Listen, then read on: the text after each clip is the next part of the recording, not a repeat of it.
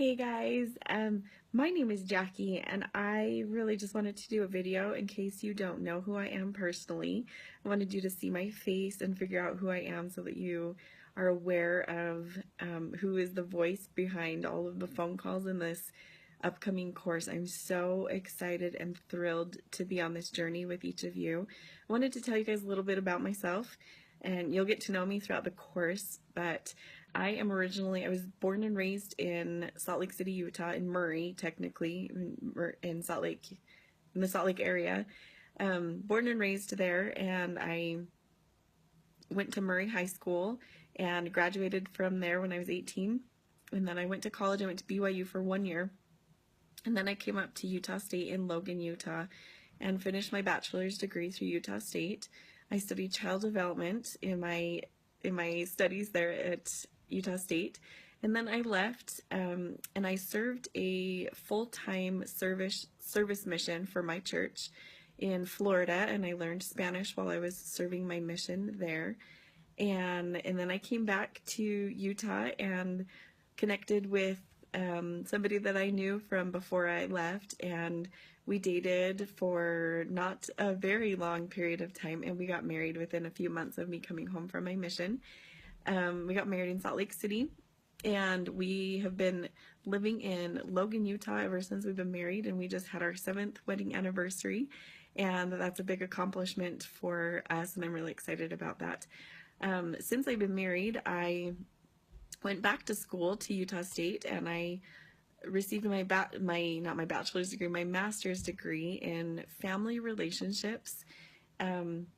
And that was a couple of years ago. I have to think it's probably at least 2 years ago since I've finished that degree, and really proud of that. That was a huge accomplishment in my life. It was very scary and very challenging.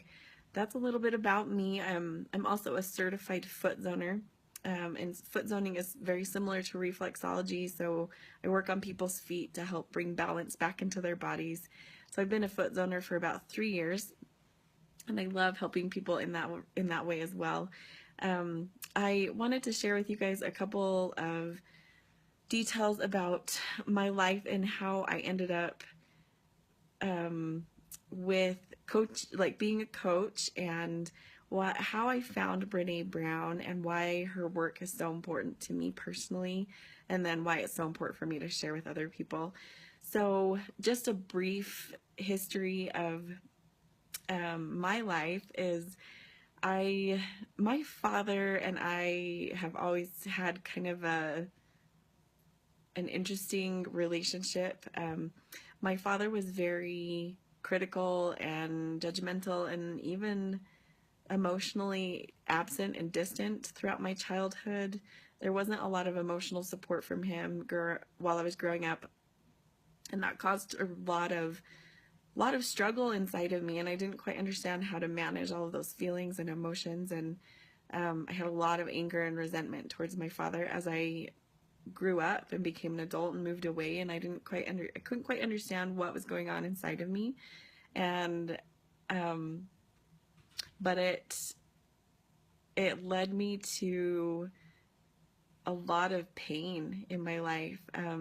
I have struggled with addiction after addiction after addiction, and when I say addiction, I mean anything that really has power over your choices, where you don't feel like you really can control whether or not you say yes or no to something. It's just this compulsive thing. And so those addictions have shown up in many forms in my life. There have been food addictions, there's been emotional addictions, there's been sexual addictions, there has been trying to think of other things. There's when I say emotional addictions, I'm talking about like not feeling like I can do anything on my own, feeling powerless. Like I feel like I was actually addicted to feeling powerless. I struggled with perfectionism for a long time, feeling like being addicted to the feeling of not ever being enough, which is honestly at the root of all addictions, which is driven by shame, and we will definitely go into those details during this course. I have struggled with codependency, all kinds of things like sugar and carbs. Like I'm just feel like I'm just barely breaking out of my carb addiction and my sugar addiction, but it's been a really long battle and a really long struggle to be able to figure those things out. And so I'm not an expert. I'm definitely not an expert at addiction recovery specifically, but I can say that I've walked the walk for a long time. And I've been in the middle of what I call the shame swamp, and we'll get into the shame swamp as we talk throughout this course. But I've been in the shame swamp many, many, many times in my life, and so I know I've been in the trenches. I'm still in the trenches, and so the reason why I have why I think I was led to finding Brene Brown was because she has taught me how to approach every single one of the addictions that I've struggled with in my life through the lens of understanding it from the point of vulnerability and learning how to be vulnerable with my emotions and allow my heart to come out and to be seen and to heal. And I'm so grateful as I have studied the books that Brene Brown that she's produced. I've taken a course with her, and that has taught me a lot of deep internal work was done during that course, and I'm so grateful. So I am passionate about, I really feel like the things that Brene Brown has taught me have changed my life in really dramatic and powerful ways. And I feel like as I have gotten stronger and I have improved my life, I have a responsibility to teach other people, to share with them the things I have learned so that they can improve their lives as well, as me continuing to improve my life. I'm so grateful for everything that I've learned, and I'm grateful to be able to share at least part of my journey and my life story and my experiences with you guys to be able to help you along in your journey.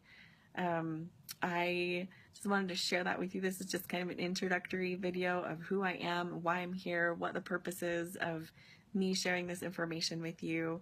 I definitely hope that each one of you will be able to have increased awareness of shame and shame resiliency and vulnerability and courage and compassion and learning how to feel like you belong, learning how to feel like you really are enough. I also have a hope that each one of you will be able to move forward in your lives in big and powerful ways. I don't know what that looks like for each one of you. We're all on a very unique journey, but I really hope and pray that your life will improve in really dramatic ways as we go through this material together. We're going to create a supportive environment for each other so that we can learn and have a safe place where people can expose the fears that they are fearing, that they've been feeling for a long time, and be able to work through each of your own shame gremlins. I hope that each one of you guys will show up to fully participate in each of the calls. I get it. Life gets busy sometimes. If you can't make every single call live, it's fine. They will be recorded for you and they will be sent out to you soon after the call is recorded. But I promise that if you show up live and you show up to be engaged in each week, then you will get more out of it than you would if you were just listening to the recordings. That is a challenge and something that I invite each one of you to do, to make this a priority in your life. Do the readings before each week's phone calls so that you're aware of what's going on. The reading shouldn't take more than half an hour unless it takes you a really long time to read. But it shouldn't take you more than half an hour. The chapters that we're going to be studying are relatively short. It's going to be more of the internal work that's going to be the actual work. So, and every time that I encourage you guys to take an action step, I encourage you to really follow through on those things, no matter if it feels difficult or you're like, I don't have any time to do those things. I really encourage you just to do it. Our lives don't change by reading a book, reading an inspired book. Our lives change as we take action steps. And my hope and desire is that as I've gone before each one of you guys in this process, that I will be able to help you, kind of give you a map of what you need to do in order to be able to move forward in the ways that you need to. So, yeah, those are just some thoughts that I wanted to share with each one of you before we get started in this course. And if you don't have a partner that you know in your intimate world, go ahead and think about somebody that you know and invite somebody else to come and join our course. I say that for for a couple reasons. But the biggest reason that I want you to invite somebody else to come and join us is because after our course is done, once you both have walked through this journey together, then you'll also have somebody built into your intimate world that understands what you have just studied for 12 weeks and will be able to speak the same language as you, and you'll have almost an accountability an accountability partner built in to help you continue on your path of progression.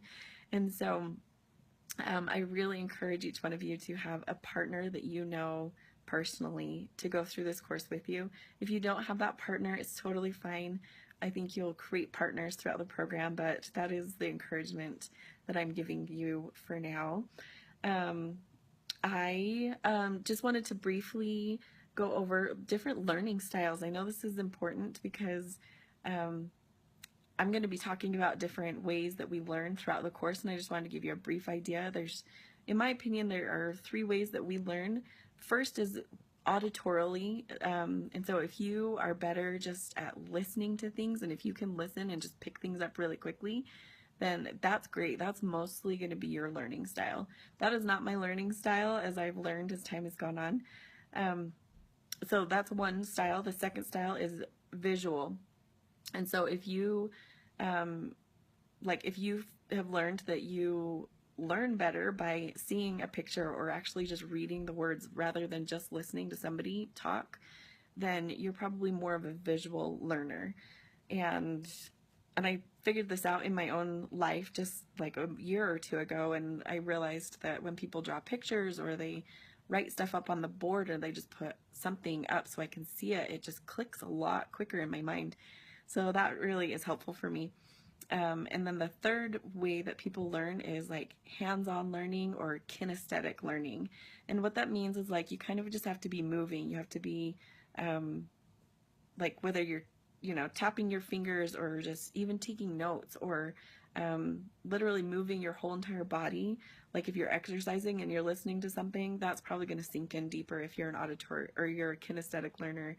Or kinesthetic learners are very hands-on. Like I've learned I love to cook, and so I've learned how to cook really well because I'm a hands-on learner.